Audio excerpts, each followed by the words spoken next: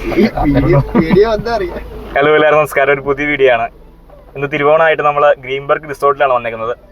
ഇവിടെ ഒരു 4 പേരുടെ മേളമുണ്ട്. അപ്പം ഞാൻ, ശ്രീത്ത്, അശ്വിന്, പിന്നെ ചേട്ടായുണ്ട്. ഞങ്ങൾ വീട്ടിൽ നിന്ന് ഒരു 7 മണി കഴിഞ്ഞപ്പോൾ തന്നെ പുറപ്പെട്ടായിരുന്നു. ഒരു അരമണിക്കൂറോളം യാത്രയുണ്ട് ഗ്രീൻബർഗ് റിസോർട്ടിലേക്ക്.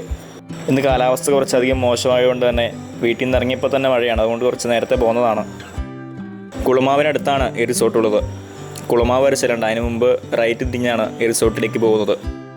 ഇതാണ് റിസോർട്ടിൻ്റെ എൻട്രൻസ്. ഇതുവഴിയാണ് നമുക്ക് അകത്തേക്ക് പോകേണ്ടത്. മെയിൻ റോഡിൽ നിന്നൊരു 1 കിലോമീറ്റർ താഴെ മാത്രമേ ഉള്ളൂ ഇവിടേക്കുള്ള ദൂരം.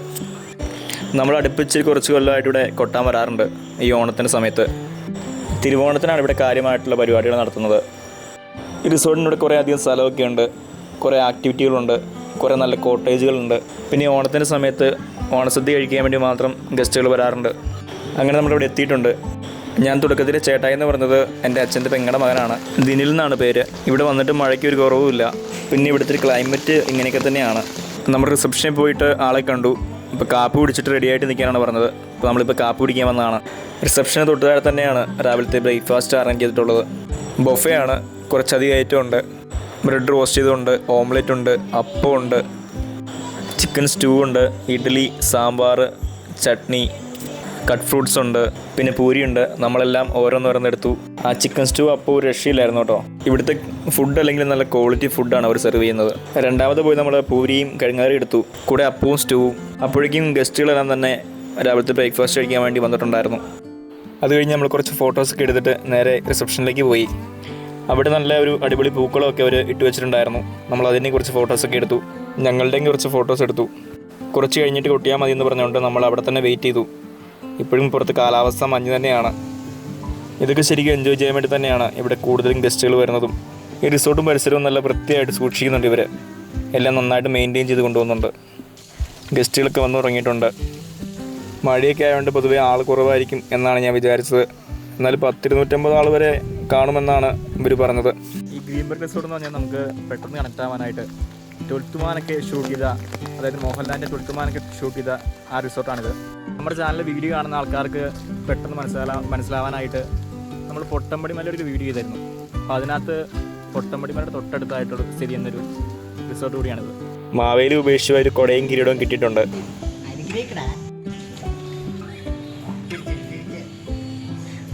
അടുത്ത ബോസ് കാണിച്ച്.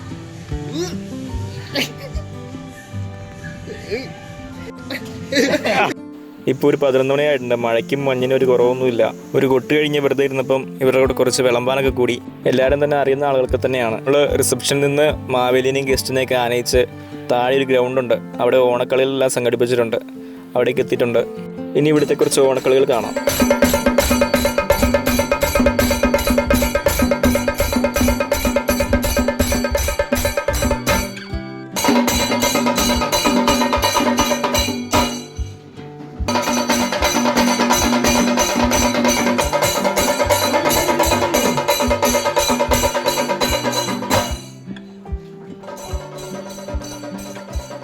അവിടെ വന്നൊരു ചേച്ചിക്ക് ചെണ്ട കൊട്ടി നോക്കണമെന്ന് പറഞ്ഞുകൊണ്ട് കൊട്ടിയതാണ് ഈ കാണുന്നത്.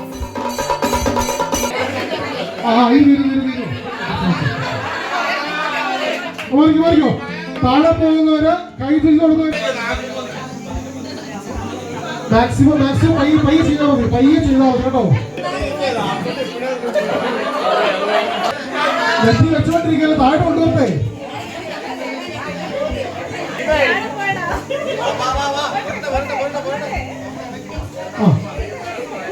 നെറ്റി വെച്ചിട്ട് ഒരു വീട്ടിലെ കലിപ്പ് കൊണ്ട് ചിന്തിച്ച് കൈവച്ച് തുടങ്ങുന്നത്. ഒരാളെ ജയിക്കണമെന്ന് പറഞ്ഞു.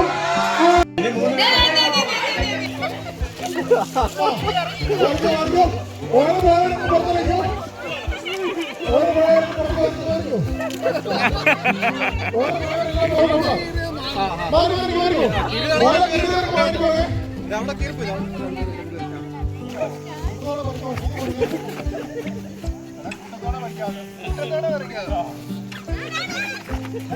ഓല മാറ്റില്ലേ, കൈ മാറ്റില്ലേ.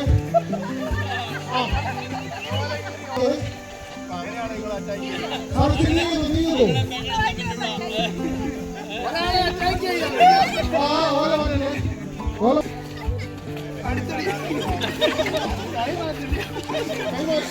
കൈമാറില്ലേ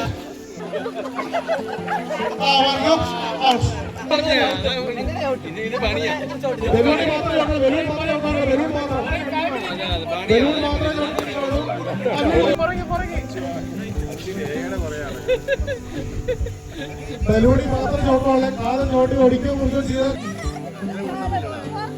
ആര് പുറത്തു പോലെ കേട്ടോ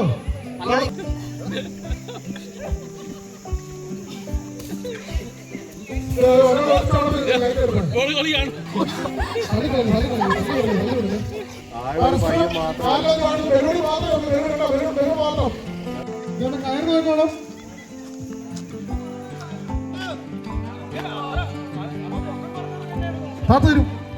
അടുത്ത കോടി കൊടുക്കണേ.